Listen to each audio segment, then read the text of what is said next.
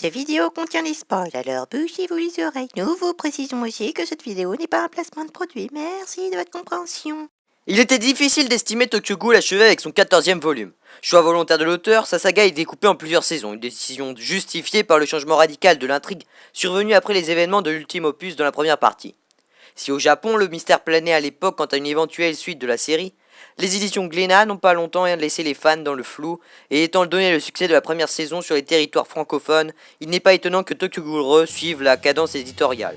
Nous voilà donc projetés de nouveau dans l'univers de la série, mais sur un contexte bien différent.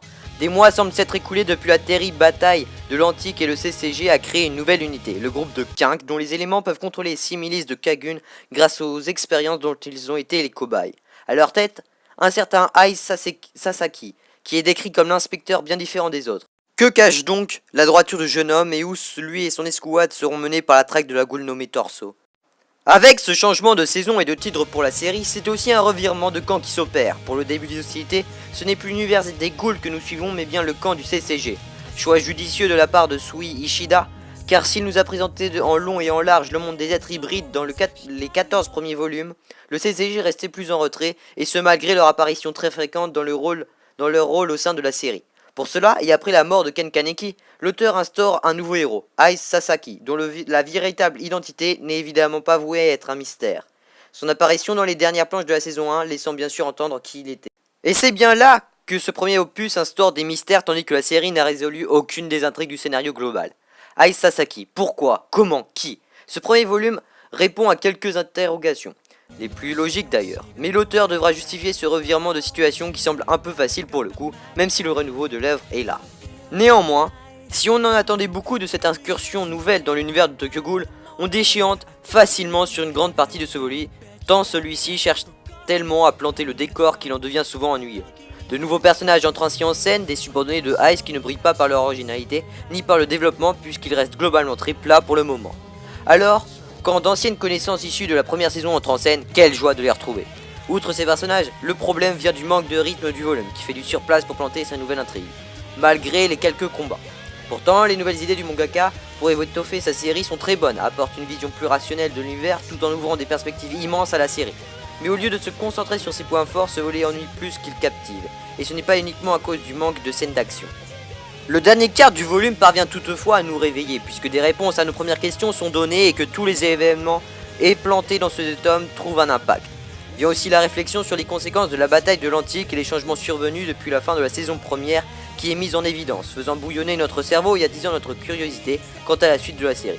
Ce qui n'était pas forcément gagné avec un tome aussi long. Mais là où les prochains chapitres devront se montrer astucieux, c'est sur le développement du protagoniste, dont la dualité nouvelle apporte un vent de fraîcheur au personnage.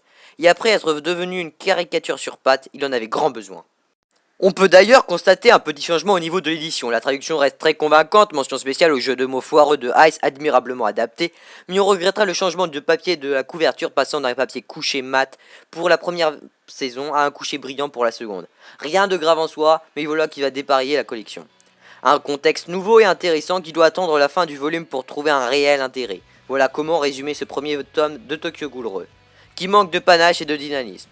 Néanmoins, avec toutes les nouvelles pistes lancées que l'on peut ajouter à celles de la première saison, le mangaka a de quoi traiter et il serait étonnant que la suite soit vare en développement.